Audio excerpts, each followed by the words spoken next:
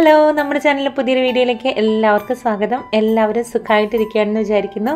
ഇവിടെ എല്ലാവർക്കും സുഖമാണ് കേട്ടോ. അപ്പോൾ ഇന്നും പതിവ് പോലെ ഒരു ഡേ ഇൻ മൈ ലൈഫാണ്. ഇത് ഞാൻ വാലന്റൈൻസ് ഡേക്ക് വേണ്ടിയിട്ട് എച്ചാന് വേണ്ടി വാങ്ങിയ കുറച്ച് ചോക്ലേറ്റും വൈൻ കുപ്പിയാണ് കേട്ടോ ഇപ്പോൾ കാണുന്നത്. ഇവിടെ നല്ല തണുത്ത് വിറച്ചിരിക്കുകയാണ്. പുറത്തൊക്കെ മഞ്ഞ് വീണിട്ട് ഇതുവരെ ഉരുകി തീർന്നിട്ടില്ല. അപ്പോൾ നല്ല തണുപ്പാണ് ഇവിടെ. ഇന്നലെ നല്ല മഞ്ഞ് വീഴുന്നുണ്ടായിരുന്നു, അതുപോലെ തന്നെ ഐസ് വീഴുന്നുണ്ടായിരുന്നു. അപ്പോൾ അതുകൊണ്ട് തന്നെ ഇന്ന് നല്ല മടി പിടിച്ച തണുത്ത് വിറച്ചൊരു ദിവസം തന്നെയാണ്. അപ്പോൾ രാവിലെ പുട്ടുണ്ടാക്കാമെന്നാണ് വിചാരിക്കുന്നത്. പുട്ടിന് കഴിക്കാനായിട്ട് ഇന്നലെ വൈകിട്ട് ഞാൻ ഉണ്ടാക്കിയ മട്ടൻ കറി ബാക്കിയിരിപ്പുണ്ട്. അപ്പോൾ പുട്ടും മട്ടൻ കറിയും രാവിലത്തെ ബ്രേക്ക്ഫാസ്റ്റിന് വേണ്ടിയിട്ട് കഴിക്കാമെന്നാണ് കേട്ടോ വിചാരിക്കുന്നത്.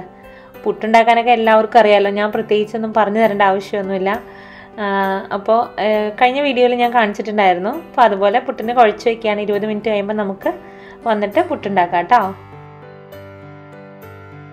ഇന്ന് ഉച്ചയ്ക്ക് നമ്മൾ ഉണ്ടാക്കാൻ പോകുന്ന കറി മാങ്ങ മപ്പാസാണ്. ഞങ്ങളുടെ അങ്ങോട്ടൊക്കെ ഇതിനെ ഇങ്ങനെയാണ് പറയുക. എനിക്ക് തോന്നുന്നു ഈ അങ്കമാലി മാങ്ങാക്കറിയൊക്കെ പോലെ തന്നെയാണ്. അതിലെന്തെങ്കിലും വ്യത്യാസം ഉണ്ടോ എന്ന് എനിക്ക് അത്ര നല്ല പിടുത്തില്ല. പക്ഷെ ഞങ്ങളുടെയൊക്കെ അങ്ങോട്ട് കല്യാണങ്ങൾക്ക് വിളമ്പുന്നത് മാങ്ങ മപ്പാസ് എന്ന് പറഞ്ഞിട്ടാണ് കേട്ടോ. അപ്പോൾ ഞങ്ങളുടെ അങ്ങോട്ടൊക്കെ ഇത് അറിയപ്പെടുന്നത് മാങ്ങ മപ്പാസ് എന്നാണ്. അതാണെന്ന് നമ്മുടെ കറി.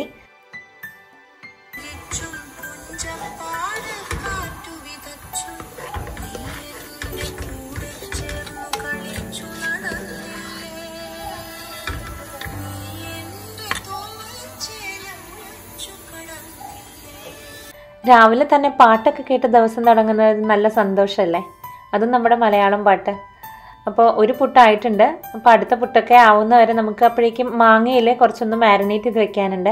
അപ്പോൾ അതിനകത്തേക്ക് വേണ്ടിയിട്ട് മഞ്ഞൾപ്പൊടിയും മുളക് പൊടിയും ഉപ്പും ചേർത്തിട്ട് കുറച്ച് നേരം ഒന്ന് മാരിനേറ്റ് ചെയ്ത് വെക്കണം. ഒരു അരമണിക്കൂറൊക്കെ വെച്ചാൽ മതിയാവും കേട്ടോ. അപ്പോൾ ഇപ്പം ഞാൻ ആ പുട്ടായി വരുന്ന സമയം വെറുതെ കളയണ്ടല്ലോ എന്ന് വിചാരിച്ചിട്ട് അതങ്ങ് മാരിനേറ്റ് ചെയ്ത് വെച്ചു. ഞാൻ മാങ്ങ അരിഞ്ഞ് ഫ്രീസറിൽ വെച്ചിട്ടുണ്ടായിരുന്നു. കാരണം ഇവിടെ മാങ്ങ ഒക്കെ ഇന്ത്യൻ സ്റ്റോറിൽ മാത്രമേ വാങ്ങാൻ കിട്ടുള്ളൂ. അപ്പോൾ അവിടെ നമ്മൾ എപ്പോഴും പോവില്ലല്ലോ. അപ്പോൾ കൊണ്ടുവന്ന് കഴിഞ്ഞാൽ അപ്പം തന്നെ ഉണ്ടാക്കിയില്ല, കേടായിപ്പോവും. അപ്പം ഞാനിങ്ങനെ അരിഞ്ഞിട്ട് ഫ്രീസറിൽ വെക്കാറുണ്ട്. ഇപ്പോൾ അതിന് വേണ്ടിയിട്ടുള്ള സവാളയും കാര്യങ്ങളൊക്കെയാണ് റെഡിയാക്കി എടുക്കുന്നത്. അപ്പോൾ ഞാൻ ആ ചായയൊക്കെ ഉണ്ടാക്കുന്നതിൻ്റെ കൂടെ തന്നെ ഇങ്ങനെയുള്ള കുറച്ച് കാര്യങ്ങളൊക്കെ അങ്ങ് ചെയ്ത് വെക്കും. അപ്പോൾ നമുക്ക് ഒരുപാട് സമയമൊന്നും വേസ്റ്റ് ആക്കാതെ പെട്ടെന്ന് നമ്മുടെ പണികളൊക്കെ തീർക്കാൻ പറ്റും. അപ്പോൾ ചായയായി, പുട്ടായിട്ടുണ്ട്. അതുപോലെ തന്നെ മട്ടൻ കറിയുടെ റെസിപ്പി ഇതിന് മുന്നേ ചെയ്ത ഒരു ഡേ ഇൻ മൈ ലൈഫിലുണ്ട് കേട്ടോ. സ്നേഹമാണ് ചെയ്തേക്കുന്നത്. ഞാനിപ്പോൾ അതിൻ്റെ ലിങ്ക് ഡിസ്ക്രിപ്ഷൻ ബോക്സിലിടാം. അപ്പോൾ നിങ്ങൾ നോക്കിയാൽ മതി. ഇൻട്രസ്റ്റ് ഉള്ളവർക്ക് അത് നോക്കി ഉണ്ടാക്കാം. അതുപോലെ കുറച്ച് പപ്പടവും വെച്ചിട്ടുണ്ട്. അപ്പോൾ നമുക്ക് ചായ കുടിക്കാം. ചായ കുടിക്കുന്നതിന് മുമ്പുള്ള ഫോട്ടോഷൂട്ടാണ് കേട്ടോ. കാരണം ചാനൽ തുടങ്ങി പിന്നെ എന്ത് ചെയ്യുന്നതിന് മുന്നും ഫോട്ടോ എടുക്കണമല്ലോ. അപ്പോൾ ഞാനത് ഒന്ന് വീഡിയോ എടുത്തതാണ്. അപ്പോൾ നല്ല ടേസ്റ്റ് ഉണ്ടായിരുന്നു. പുട്ടും മട്ടനും കൂടെ കൂടിയിട്ട് നല്ല കോമ്പിനേഷനാണ്. എനിക്ക് തോന്നുന്നു വ്യൂവേഴ്സിൽ ആരോ തന്നെ കമൻറ്റ് ചെയ്തിട്ടുണ്ടായിരുന്നു പുട്ടും മട്ടനും നല്ല കോമ്പിനേഷനാണെന്ന്. പുറത്തെല്ലാം 2 ദിവസം കൊണ്ട് നല്ലോണം മഞ്ഞ് പെയ്ത് കിടക്കുന്നതുകൊണ്ടാണ് അകത്തും നല്ല തണുപ്പ് തോന്നുന്നുണ്ട്. എനിക്ക് പൊതുവേ തണുപ്പ് സഹിക്കാൻ ഇച്ചിരി ബുദ്ധിമുട്ടാണ്. അപ്പോൾ ഞാനും അകത്തും സ്വെറ്ററൊക്കെ ഇട്ടിട്ടാണ് ഇരിക്കുന്നത്. കാരണം ഒരുപാട് ചൂട് കൂടിയിട്ടാൽ നമ്മുടെ സ്കിന്നൊക്കെ പെട്ടെന്ന് ഇങ്ങനെ വലിഞ്ഞു മുറുകുന്ന പോലെ തോന്നും. നമുക്ക് നല്ല ചുണ്ടൊക്കെ പെട്ടെന്ന് ഡ്രൈ ആവും. അപ്പോൾ ഞാൻ സ്വെറ്ററൊക്കെ ഇട്ടിട്ടാണ് വീടിൻ്റെ ഉള്ളിലിരിക്കുന്നത്. അപ്പോൾ നമുക്ക് ഉച്ചത്തേക്ക് വേണ്ട കറികൾക്ക് വേണ്ടിയിട്ടുള്ള ഇഞ്ചി, വെളുത്തുള്ളി, ചെറിയുള്ളി, സവാള ഇതൊക്കെ ഒന്ന് നന്നാക്കി എടുക്കാം. തേങ്ങാപ്പാൽ പിഴിയുന്ന ഒരു ബുദ്ധിമുട്ട് ഒഴിച്ചാൽ ബാക്കി ഒരുപാട് പണിയൊന്നും ഇല്ലാത്തൊരു കൂട്ടാനാണ് കേട്ടോ മാങ്ങ മപ്പാസ് എന്ന് പറയുന്നത്. നല്ല എളുപ്പം ഉണ്ടാക്കാനായിട്ട്. അപ്പോൾ നമ്മൾ ആദ്യം അതിന് വേണ്ടിയിട്ട് സവാളയും ഒക്കെ നമ്മൾ ഉണ്ടാക്കാൻ പോകുന്ന പാത്രത്തിലേക്ക് തന്നെയാണ് കേട്ടോ ഞാൻ അരിഞ്ഞിടുന്നത്. അപ്പോൾ നമുക്ക് ഒരുപാട് പാത്രങ്ങളൊന്നും എടുക്കേണ്ടി വരുന്നില്ലല്ലോ. അപ്പോൾ സവാളയും കുറച്ച് ഇഞ്ചി ഇങ്ങനെ നീളത്തിൽ അരിയണം. ഈ മാങ്ങ മപ്പാസിൻ്റെ പ്രത്യേകത എന്ന് പറയുന്നത് ഇതുപോലെ നീളത്തിൽ അരിയുന്നതാണ്. അതിൻ്റെ ഒരു മമ്മി പറഞ്ഞു തന്നേക്കണം ഇങ്ങനെ നീളത്തിൽ അരിയണമെന്നാണ് കേട്ടോ. അത് എന്താണെന്നൊന്നും എനിക്കറിയത്തില്ല. എല്ലാവരും അങ്ങനെയാണ് ചെയ്യാറ്. പിന്നെ കുറച്ച് ചെറിയുള്ളി എടുക്കുന്നുണ്ട്. ഇതിനകത്തേക്ക് വെളുത്തുള്ളി ചേർക്കുന്നില്ല കേട്ടോ.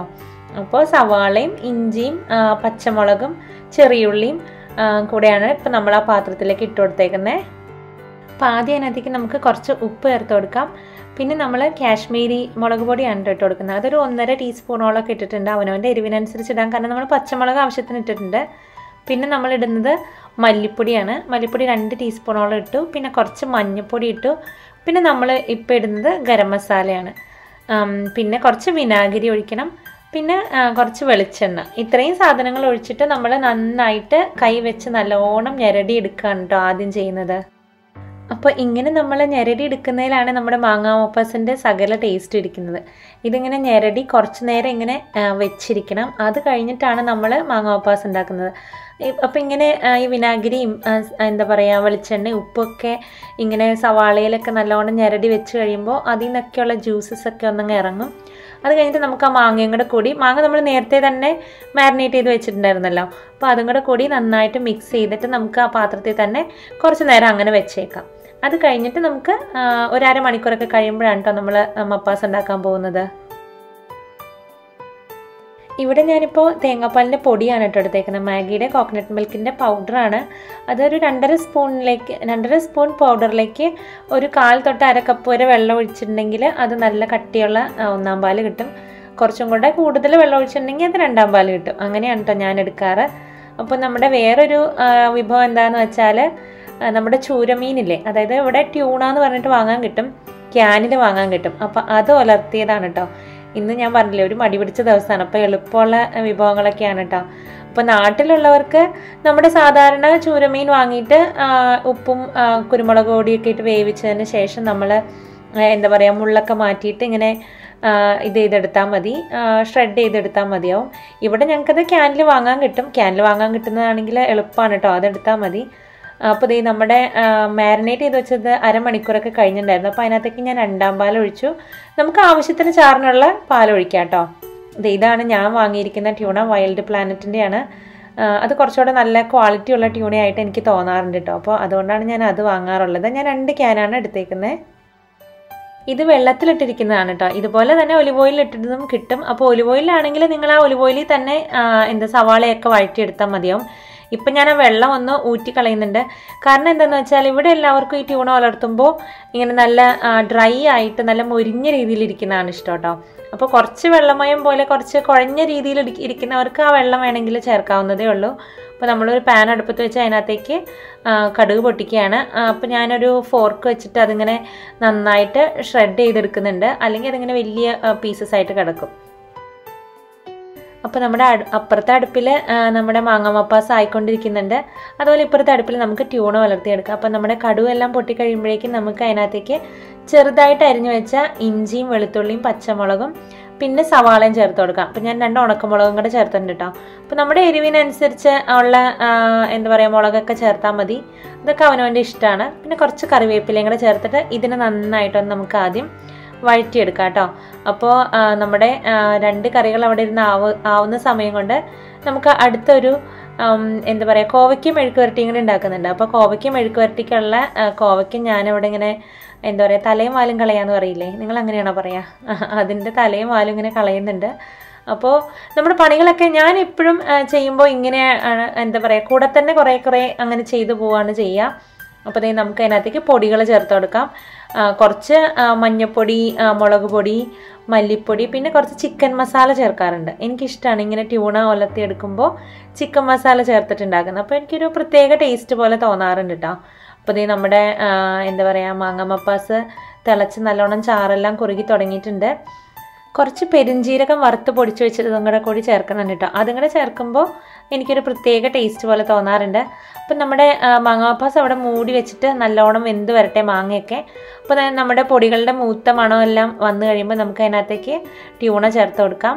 അപ്പോൾ ട്യൂണ അവിടെ ഇരുന്ന് ഇടയ്ക്കൊന്ന് ഇളക്കി കൊടുത്താൽ മതിയാവും. അതുപോലെ തന്നെ മാങ്ങ മപ്പാസ് ഇടയ്ക്ക് ഇളക്കി കൊടുത്താൽ മതി. അപ്പോൾ ആ നേരം കൊണ്ട് നമുക്ക് കോവയ്ക്ക് അരിഞ്ഞെടുക്കാം കേട്ടോ. അപ്പോൾ ഇടയ്ക്ക് ഇങ്ങനെ ഇളക്കി കൊടുക്കാൻ മറക്കണ്ട. അതുപോലെ ഇതിങ്ങനെ കുഴഞ്ഞിരിക്കുന്നതാണ് ഇഷ്ടം എന്നുണ്ടെങ്കിൽ വെള്ളം ഒഴിക്കാം നിങ്ങൾക്ക്. ഞങ്ങൾക്ക് കുറച്ച് നല്ല ഡ്രൈ ആയിട്ട് മൊരിഞ്ഞ് കിട്ടുന്നതാണ് കേട്ടോ ഇഷ്ടം. അപ്പോഴേക്കും നമ്മുടെ മാങ്ങയിൽ നന്നായിട്ട് വെന്ത് ചാറൊക്കെ കുറുകി വന്നിട്ടുണ്ട്. അപ്പോൾ നമുക്ക് 1-ാം പാൽ ഒഴിച്ചു കൊടുക്കാം. പിന്നെ ഈ കറി ഇങ്ങനെ ഒരുപാട് ചാറിലല്ല കേട്ടോ വെക്കുക. ഈ കറി ഇങ്ങനെ എന്താ പറയുക നമ്മുടെ കല്യാണങ്ങൾക്കൊക്കെ ആണെങ്കിലും നമുക്ക് തരുമ്പോൾ അതിങ്ങനെ ഇലയിൽ നിന്ന് ഒഴുകിപ്പോകുന്ന രീതിയിലുള്ള ഒരു കറിയല്ല. അപ്പോൾ അതിനനുസരിച്ച് ചാറിൽ വെച്ചാൽ മതി. അപ്പോൾ നമ്മുടെ ട്യൂണയൊക്കെ നന്നായിട്ട് മൊരിഞ്ഞ് വരുന്നുണ്ട്. ഞാൻ അതിനകത്തേക്ക് കുറച്ച് കുരുമുളക് പൊടി അതുപോലെ തന്നെ കുറച്ച് കറിവേപ്പിലയും കൂടെ ചേർത്തിട്ട് ഒന്നുകൂടെ നന്നായിട്ട് ഡ്രൈ ആക്കി മൊരിച്ചെടുത്തിട്ടുണ്ട്. ഞങ്ങൾക്ക് ഇങ്ങനെ മൊരിഞ്ഞതാണ് കേട്ടോ ഇഷ്ടം. അപ്പോൾ അത് നമുക്ക് മാറ്റി വയ്ക്കാം. അപ്പോഴേക്കും നമ്മുടെ മാങ്ങാക്കറി ഏകദേശം റെഡിയായി. അതിനകത്ത് 1-ാം പാൽ ഒഴിച്ച് കഴിഞ്ഞാൽ പിന്നെ അങ്ങനെ തിളയ്ക്കേണ്ട ആവശ്യമില്ലല്ലോ. ചൂടായി കഴിയുമ്പോഴേക്കും നമുക്ക് കടുക് പൊട്ടിച്ചൊഴിക്കാം. ചുമ്മാ ചെറിയുള്ളിയും എന്താ പറയുക കറിവേപ്പിലയും മുളകും കൂടി കടുക് താളിച്ചിട്ട് അതിനകത്തേക്ക് ഒഴിക്കാം. അപ്പോൾ നമ്മുടെ കോവയ്ക്ക മെഴുക്ക് വരട്ടിക്ക് വേണ്ടിയിട്ട് ഞാൻ കുറച്ച് സവാള ഒന്ന് അരിഞ്ഞെടുക്കുന്നതാണ് കേട്ടോ. പിന്നെ കുറച്ച് പച്ചമുളകും കൂടി എടുത്തിട്ടുണ്ട്. അപ്പോൾ നമുക്കിനി കോവയ്ക്ക മെഴുക്ക് വരട്ടി ഉണ്ടാക്കാം. വെളിച്ചെണ്ണ ചൂടായി കടുകെല്ലാം പൊട്ടിക്കഴിയുമ്പോൾ നമുക്ക് ചുവന്ന മുളക് ഇട്ടെന്ന് നന്നായിട്ട് മൂപ്പിച്ച ശേഷം നമ്മുടെ സവാളയും പച്ചമുളകും കറിവേപ്പിലയും കൂടെ കൂടിയാണ് കേട്ടോ ചേർത്ത് കൊടുത്തത്. അപ്പോൾ അതൊന്ന് മൂത്ത് വരുമ്പോൾ നമ്മൾ അതിനകത്തേക്ക് മഞ്ഞൾപ്പൊടി ചേർത്ത് കൊടുക്കും. പിന്നെ നമ്മൾ കോവയ്ക്ക ഇട്ടിട്ട് ഉപ്പും ചേർത്തിട്ട് നന്നായിട്ട് വഴറ്റിയെടുക്കുകയാണ് ചെയ്യുന്നത്. സാധാരണ എല്ലാവരും മെഴുക്ക് വരട്ടി ഉണ്ടാക്കുന്ന പോലെ തന്നെ ഞാനിതിനകത്ത് പച്ചമുളകും ഉണക്കമുളകിൻ്റെ എരിവാണ് കൂടുതൽ കൂടുതൽ എരിവായിട്ട് ഉള്ളതെന്ന് മാത്രം. അപ്പോഴേക്കും നമ്മുടെ മാങ്ങ മപ്പാസ് ഒക്കെ 5 മിനിറ്റ് അടച്ചു വെച്ചിട്ടുണ്ടായിരുന്നു. അത് കഴിഞ്ഞിട്ട് ഒന്ന് ഇളക്കി കൊടുക്കാം. അതിൻ്റെ ഉപ്പും പുളിയും എല്ലാം നോക്കാം കേട്ടോ. അപ്പോൾ പുളി കുറവാണെങ്കിൽ നിങ്ങൾക്ക് രണ്ടാം പാലൊക്കെ ഒഴിച്ച് കഴിഞ്ഞിട്ടും പുളി കുറവാണെന്ന് തോന്നുകയാണെങ്കിൽ നിങ്ങൾക്ക് ഇത് വിനാഗിരി വീണ്ടും ഒഴിച്ചു കൊടുക്കാം കേട്ടോ. ഞാൻ പറയാൻ മറന്നുപോയിട്ടുണ്ടായിരുന്നു. കുറച്ച് പേരൊക്കെ എന്നോട് ഏത് അരിയാണ് ഉപയോഗിക്കുന്നതെന്നൊക്കെ ചോദിക്കാറുണ്ട്. അപ്പോൾ ഞാൻ ഉപയോഗിക്കുന്ന കോസ്കോയിൽ നിന്നുള്ള പാർബോയിൽഡ് റൈസാണ്. അത് വേവിക്കാൻ വെച്ചിട്ടുണ്ട്. അതിൻ്റെ പ്രോസസ്സ് കാണിക്കാമെന്ന് ചിലർ ചോദിക്കാറുണ്ടായിരുന്നു കേട്ടോ. അതുപോലെ തന്നെ ഈ കുപ്പിയുടെ പുറത്തുനിന്നുള്ള സ്റ്റിക്കർ എങ്ങനെയാണ് നന്നായിട്ട് റിമൂവ് ചെയ്യണേന്ന് ചോദിക്കാറുണ്ട്. അപ്പോൾ ഞാൻ ആ വെളിച്ചെണ്ണയുടെ കുപ്പിയാണ് കേട്ടോ. അപ്പോൾ അത് ചൂടുവെള്ളം കുറച്ച് സോപ്പ് ഇട്ടിട്ട് കുറച്ച് നേരം വെക്കും. ഒരുപാട് ചൂട് ഒഴിക്കരുത് കേട്ടോ, അപ്പോൾ കുപ്പി ഉരുകിപ്പോവും. നല്ല പ്ലാസ്റ്റിക് അല്ലെങ്കിൽ പെട്ടെന്ന് ഉരുകിപ്പോവും. അപ്പോൾ അതങ്ങനെ കുറച്ച് നേരം വെച്ചേക്കും. അപ്പോൾ നമ്മുടെ പശയൊക്കെ കുറച്ചൊന്ന് മെൽറ്റായി കഴിയുമ്പോൾ നമ്മളിങ്ങനെ കൈകൊണ്ട് പറിച്ചെടുക്കുകയാണ് ചെയ്യുന്നത്. സോപ്പ് ഇടുന്നത് നമ്മുടെ വെളിച്ചെണ്ണമയം പോകാൻ വേണ്ടിയിട്ടാണ് കേട്ടോ നമ്മുടെ കുപ്പിയിൽ നിന്ന്. അല്ലാതെ സോപ്പും ഇത് പശ പറിച്ചെടുക്കുന്നത് തമ്മിൽ വലിയ ബന്ധമൊന്നുമില്ല. അപ്പോൾ ആ ചൂടുവെള്ളത്തിൻ്റെ ഇതിൽ ആ പശ പുറകിലുള്ളത് ഒന്ന് അങ്ങ് നന്നായിട്ട് മെൽറ്റായിട്ടുണ്ടാവും. അപ്പോൾ പറിച്ചെടുക്കാനായിട്ട് നല്ല എളുപ്പമാണ്. എനിക്കിങ്ങനെ കുപ്പികളൊക്കെ ക്ലീനായിട്ട് ഇരുന്ന് കാണാനാണ് ഇഷ്ടം. അതുകൊണ്ട് തന്നെ ഞാൻ അതിൻ്റെ റാപ്പറൊക്കെ നന്നായിട്ട് റിമൂവ് ചെയ്യാറുണ്ട്. അപ്പോൾ എൻ്റെ കിച്ചൺ ടൂറും പാൻട്രി ടൂറൊക്കെ കണ്ടിട്ടുള്ളവർക്കറിയാം എൻ്റെ കയ്യിൽ അതുപോലത്തെ ഒരുപാട് കുപ്പിയുടെ കളക്ഷൻസ് ഉണ്ട്.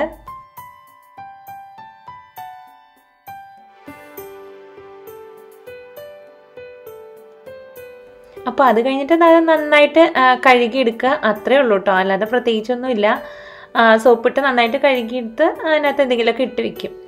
അപ്പോൾ ഞാൻ പറഞ്ഞു വന്നത് എന്താണെന്ന് വെച്ചാൽ അരി അടുപ്പത്തിട്ടിട്ട് സാധാരണ ഞാനിവിടെ റൈസ് കുക്കർ അങ്ങനെ ഉപയോഗിക്കാറില്ല. ഇങ്ങനെ റൈസ് കുക്കറിലൊക്കെ വേവിക്കുമ്പോഴേ ഇങ്ങനെ ചോറ് ഇങ്ങനെ കുഴഞ്ഞുകൂടിയിരിക്കുന്ന പോലെ തോന്നും എനിക്ക് ചോറ് ശരിക്കും പറഞ്ഞാൽ ഓരോ അരിമണി ഇങ്ങനെ വേറിട്ട് കിടക്കുന്നതാണ് എനിക്കിഷ്ടം.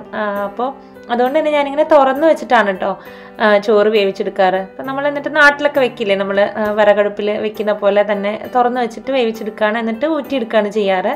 അപ്പോൾ ഊറ്റാൻ നേരത്തെ ഞാൻ ആ തണുത്ത വെള്ളം തുറന്നിട്ടേക്കും, അല്ലെങ്കിൽ നമ്മുടെ പൈപ്പിനൊക്കെ ദോഷമല്ല. അതുപോലെ തന്നെ ഞാൻ കെറ്റിലിൽ നിന്നുള്ള ചൂടുവെള്ളം ഒഴിച്ചിട്ട് ഒന്നോടെ ഒന്ന് പശയൊക്കെ മാറ്റിയെടുക്കുക. എനിക്കിങ്ങനെ ഒരുപാട് കഞ്ഞിവെള്ളത്തിൻ്റെ അംശം ചോറിൽ വരുന്നതിനോട് വലിയ താല്പര്യമില്ല. അപ്പോൾ അങ്ങനെയാണ് ഞാൻ ചോറ് വേവിച്ചെടുക്കാറുള്ളത്.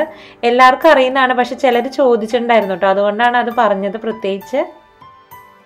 അപ്പോൾ നമുക്ക് ചോറുണ്ണാം. ചോറും നമ്മുടെ മാങ്ങ മപ്പാസും പിന്നെ നമ്മുടെ ട്യൂണ തോരനും കോവയ്ക്ക മെഴുക്ക് വരട്ടിയും പപ്പടമൊക്കെ കൂട്ടിയിട്ട് നല്ലൊരു ഊണുണ്ണാം കേട്ടോ. പിന്നെ ഞാൻ ഒരു കാര്യം കൂടി എടുത്തിട്ടുള്ളത് ഡേറ്റ്സിൻ്റെ അച്ചാർ എടുത്തിട്ടുണ്ട്.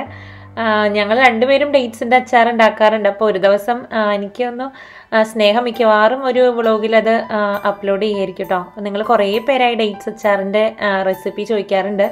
അപ്പോൾ അവൾ എന്തായാലും അടുത്ത് തന്നെ അത് അപ്ലോഡ് ചെയ്യുന്നതായിരിക്കും. ചോറുണ്ട് കഴിഞ്ഞിട്ട് വെറുതെ കുറച്ച് സിനിമകളൊക്കെ കണ്ടു കേട്ടോ. പഴയ സിനിമകളൊക്കെ കണ്ടതാണ്. പുറത്ത് നല്ല മഞ്ഞും തണുപ്പൊക്കെയാണ്, പ്രത്യേകിച്ചൊന്നും ചെയ്യാൻ തോന്നിയില്ല. കുറച്ച് വീട് ക്ലീനിങ് അതുപോലെ വാഷിംഗ് ഒക്കെ ഉണ്ടായിരുന്നു, അതൊക്കെ പെട്ടെന്ന് കഴിഞ്ഞു. അത് കഴിഞ്ഞിട്ട് സിനിമയൊക്കെ കണ്ടു. പ്രത്യേകിച്ച് ഇന്ന് പുറത്തൊന്നും പോകാൻ പറ്റില്ല, കാരണം ഐസ് സ്റ്റോം വാർണിംഗ് ഉണ്ടായിരുന്നു. അപ്പോൾ റോഡൊക്കെ കുറച്ച് സ്ലിപ്പറി ആയിരിക്കും. അപ്പോൾ അത്ര നല്ല ഡ്രൈവിംഗ് കണ്ടീഷൻസ് ഒന്നും ആയിരിക്കില്ല. അതുകൊണ്ട് തന്നെ ഇന്ന് പ്രത്യേകിച്ച് എങ്ങും പോയില്ല കേട്ടോ. ഈ വീക്കെൻഡ് എങ്ങോട്ടും തന്നെ പോയില്ല, കാരണം ആ മഞ്ഞ് ഉരുകുന്നുണ്ടായിരുന്നില്ല. അപ്പോൾ എന്തായാലും അതുകൊണ്ട് തന്നെ വീടിൻ്റെ ഉള്ളിൽ തന്നെയായിരുന്നു.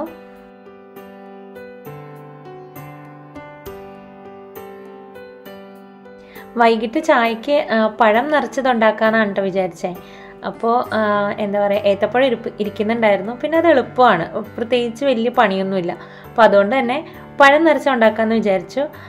അതിന് വേണ്ടിയിട്ട് ഒരു കുറച്ച് നെയ്യിലേക്ക് കാഷ്യൂനട്ട് നന്നായിട്ട് ഇങ്ങനെ കട്ട് ചെയ്തത് ചേർത്ത് കൊടുത്തു. അത് കഴിഞ്ഞിട്ട് ഉണക്കമുന്തിരിയും ചേർത്ത് കൊടുത്ത് നന്നായിട്ടൊന്ന് ബ്രൗൺ കളർ ആയി കഴിയുമ്പോൾ നമുക്ക് അതിനകത്തേക്ക് തേങ്ങ ചേർത്ത് കൊടുക്കും. പിന്നെ ഞാൻ കുറച്ച് ഏലക്ക പൊടിച്ചത് പൊടിച്ച് വെക്കുന്നതാണ്, അതും കൂടെ ചേർക്കാനുണ്ട്. തേങ്ങ കുറച്ചൊന്ന് ബ്രൗൺ കളർ ആയി കഴിയുമ്പോൾ നമ്മൾ അതിനകത്തേക്ക് ആവശ്യത്തിന് പഞ്ചസാര ചേർക്കും. അത് കഴിഞ്ഞിട്ടും കുറച്ചൊന്ന് ബ്രൗൺ കളർ ആവുന്നവരെ ഞാനൊന്ന് വാട്ടിയെടുക്കാറുണ്ട്. അത് ഓരോരുത്തരുടെ ഇഷ്ടമാണ് കേട്ടോ. ബ്രൗൺ കളർ എത്ര വേണമെന്നൊക്കെ ഉള്ളത്. എനിക്ക് ഇച്ചിരി മുരിഞ്ഞിരിക്കുന്നതാണ് പഴം നിറച്ച് അല്ലെങ്കിൽ കഴിക്കാൻ ഇഷ്ടം. അതുപോലെ തന്നെ പഴം നിറച്ച് വേറെ പല രീതിയിൽ ഉണ്ടാക്കും കേട്ടോ. അവല് വെച്ചിട്ടുണ്ടാക്കുന്നുണ്ട്. എനിക്ക് തോന്നുന്നു ഞങ്ങളുടെ അങ്ങോട്ടൊക്കെ അവല് വെച്ചിട്ടുള്ളത് ഞാൻ ചെറുപ്പത്തിൽ അങ്ങനെ കഴിച്ചിട്ടുണ്ട്. അപ്പോൾ അതിനകത്തേക്ക് വേണ്ടിയുള്ള മാവിന് വേണ്ടിയിട്ട് കുറച്ച് മൈദ ഉപ്പിട്ടിട്ട് നല്ല കട്ടിയുള്ള മാവാക്കി കുഴച്ചെടുക്കുന്നതാണ് കേട്ടോ. അപ്പോൾ എന്താ പറഞ്ഞു വന്നതെന്ന് വെച്ചാലേ, പണ്ട് എൻ്റെ ചെറുപ്പത്തിൽ പപ്പയൊക്കെ വാങ്ങിച്ചുകൊണ്ടിരുന്ന പഴം നിറച്ചതിൽ അവലും തേങ്ങയും ഒക്കെയാണ് കേട്ടോ കാണാറ്. ഈ അണ്ടിപ്പരിപ്പും കിസ്മിസും അധികം കണ്ടിട്ടില്ല, കാരണം അതൊക്കെ അത്ര മുതലാവില്ലല്ലോ. അപ്പോൾ നമ്മളിങ്ങനെ ഏത്തപ്പഴം ഞാൻ നന്നായിട്ട് കഴുകി എടുത്തിട്ടുണ്ടായിരുന്നു. തൊലിയോട് കൂടി തന്നെ കഴുകി എടുത്തിട്ട് എനിക്കിതാണ് കേട്ടോ എളുപ്പം. അതുകൊണ്ടാണ് ഞാൻ ഇങ്ങനെ ചെയ്യാറുള്ളത്.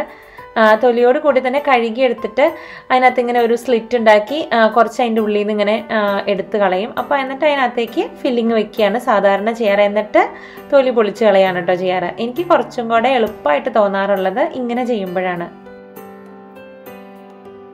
അപ്പോൾ നമ്മളിത് ഇതുപോലെ നിറച്ച് കഴിഞ്ഞ് നമുക്കിനി ഇത് നന്നായിട്ട് എന്താ പറയുക, തൊലി ഒന്ന് പൊളിച്ചെടുക്കാം.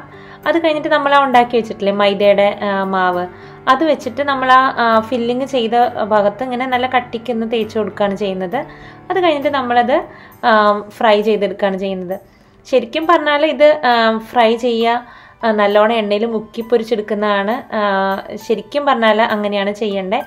പക്ഷെ ഞാനിവിടെ അങ്ങനെ എണ്ണയിൽ മുക്കി പൊരിക്കാറില്ല കേട്ടോ. ഞാൻ ഡീപ്പ് ഫ്രൈ ചെയ്യാറില്ല ഇത്. കാരണം ഇത്രയും പഴം ഡീപ്പ് ഫ്രൈ ചെയ്യുമ്പോഴേക്കും നല്ലോണം എണ്ണ ഉപയോഗിക്കും നമ്മൾ. അതുപോലെ തന്നെ നല്ലോണം എണ്ണ കുടിക്കുകയും ചെയ്യുന്നു എനിക്ക് തോന്നുന്നു. അപ്പോൾ അതുകൊണ്ട് തന്നെ ഞാനിങ്ങനെ ഷാലോ ഫ്രൈ ആണ് കേട്ടോ ചെയ്തെടുക്കാറ്. ഇങ്ങനെ വശങ്ങളെല്ലാം തിരിച്ച് മറിച്ച് വിട്ടിട്ട്. അപ്പോൾ കുറച്ച് നേരം എടുക്കും കൂടുതൽ, എന്നാലും കുറച്ചും കൂടെ എണ്ണ ഉപയോഗം കുറവാണല്ലോ എന്ന് വിചാരിച്ചിട്ട് അങ്ങനെ തന്നെയാണ് ചെയ്യാറ്. അപ്പോൾ ഇതൊക്കെയാണ് കേട്ടോ ഇന്നത്തെ വിശേഷങ്ങളും വിഭവങ്ങളും ഒക്കെ. എല്ലാവർക്കും ഞങ്ങൾ വീഡിയോസൊക്കെ ഇഷ്ടമാവുന്നുണ്ടെന്ന് അറിയുന്നതിൽ ഒരുപാട് സന്തോഷം.